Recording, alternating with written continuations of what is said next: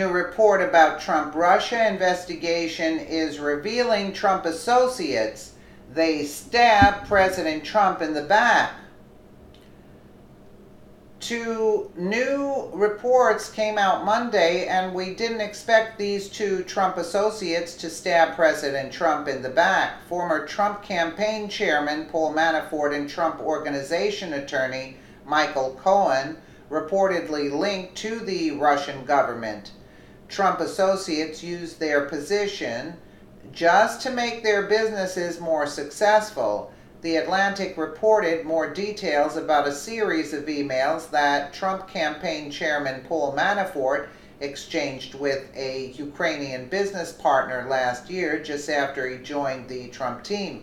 The emails, which have been turned over by the Trump campaign to special counsel Robert Mueller, appear to show Manafort trying to use his position on the Trump campaign to curry favor with a Russian oligarch with whom he had a business dispute.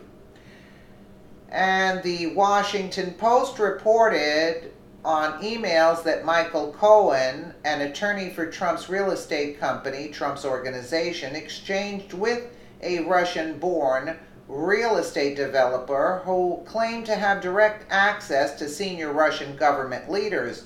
Those documents, which have also been turned over to Mueller, reportedly show that Cohen was invited to meet top Russian officials at an economic forum in St. Petersburg last June, an offer that he ultimately declined. Mueller, a former FBI director, has been provided the documents as part of his sprawling investigation into Russian interference in the presidential campaign. While the investigation has generally been portrayed as a probe into possible collusion between the Trump campaign and the Russian government, Mueller is also looking at whether Russian operatives made a covert attempt to infiltrate Trump world. While the latter scenario would be embarrassing for the Trump team, it would be much less nefarious than direct cooperation with the Kremlin. The Atlantic report covers emails that Manafort exchanged last April with Konstantin Kilminnik, a Ukrainian political operative who has allegedly ties to Russian intelligence. Some of these exchanges were reported last week by the Post, but the Atlantic was provided details from additional documents. I assume you have shown our friends my media coverage, right? Manafort wrote to Kilminnik in an apparent reference to Deripaska. Absolutely, every article wrote by Klimek, who worked with Manafort on a campaign for a pro-Russia political party. How do we use to get whole? Has OVD operation seen, Manafort asked, referring again to the billionaire Deripaska. Kilminnik then told Manafort that he had forwarded all information to one of Deripaska's aides. Frankly, the coverage has been much better than Trump's, Kilminnik continued, adding that in any case it will hugely enhance your reputation no matter what happens.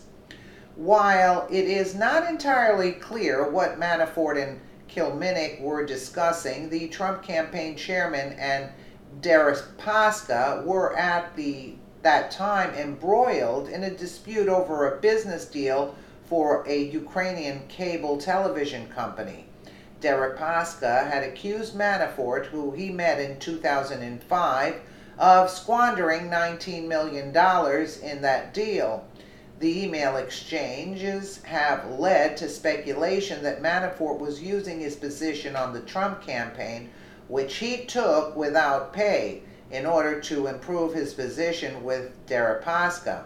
What Deripaska wanted in return is a question that Mueller's team of investigators is likely exploring.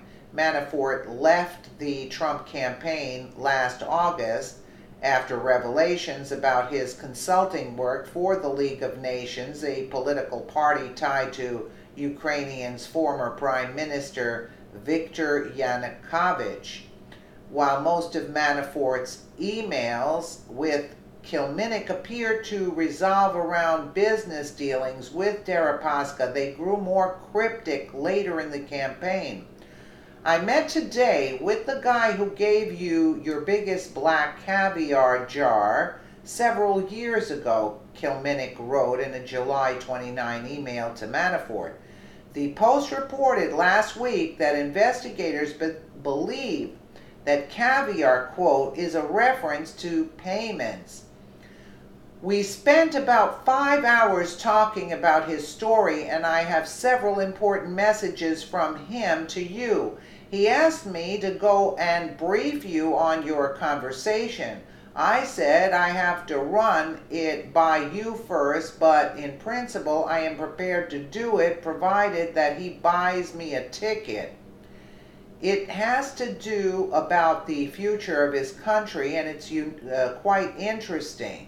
So if you are not absolutely against the concept, please let me know which dates, places will work even next week, and I could come and see you, Kilminnick wrote. Manafort responded, writing Tuesday is best. Mueller has recently ramped up his focus on Manafort, a longtime GOP political consultant who joined the Trump team last March.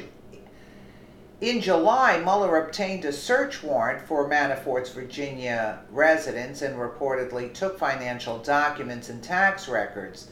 Mueller's prosecutors have also reportedly told Manafort that he will likely be indicted for money laundering and tax crimes. Spokespeople for both Manafort and Deripaska have said that neither man met last year or discussed the presidential campaign. Kilminnick recently told Radio Free Europe that he believes that Manafort could be indicted on money laundering crimes because of his foreign consulting work, but that he was not involved in any campaign collusion. Cohen's email exchanges were with Felix Sater, a Russian emigre who has done real estate deals with Trump's company in the past.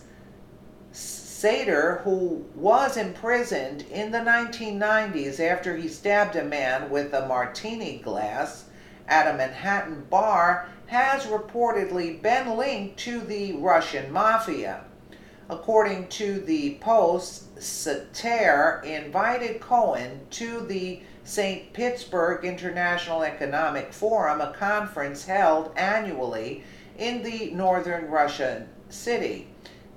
Sater, or whatever his name is, told Cohen that he could be introduced to Russian Prime Minister Dmitry Medvedev and possibly to Putin.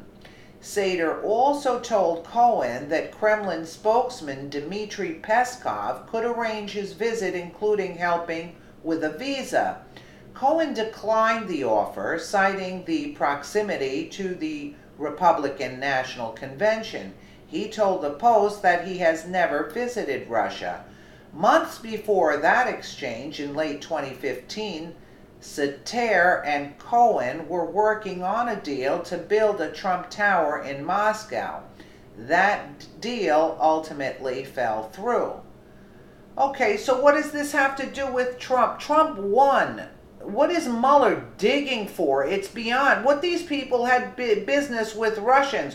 What does that have to do with the election? Has nothing to do with the... no Russian came and twisted the American people's arms to go vote for Trump. I mean, this is absurd at this point. Let me know what you guys think. I mean, if we were going to investigate, we're not investigating Hillary, and we're investigating, this is bull. This is like absolutely nonsense at this point. What Manafort did? There's no bigger criminal than Hillary Clinton running around loose, and we're investigating like if Manafort is involved in some kind of bull. It's small fries in comparison to what Hillary has done through all decades. Let me know what you guys think in the comments below. And again, thank you so much for watching.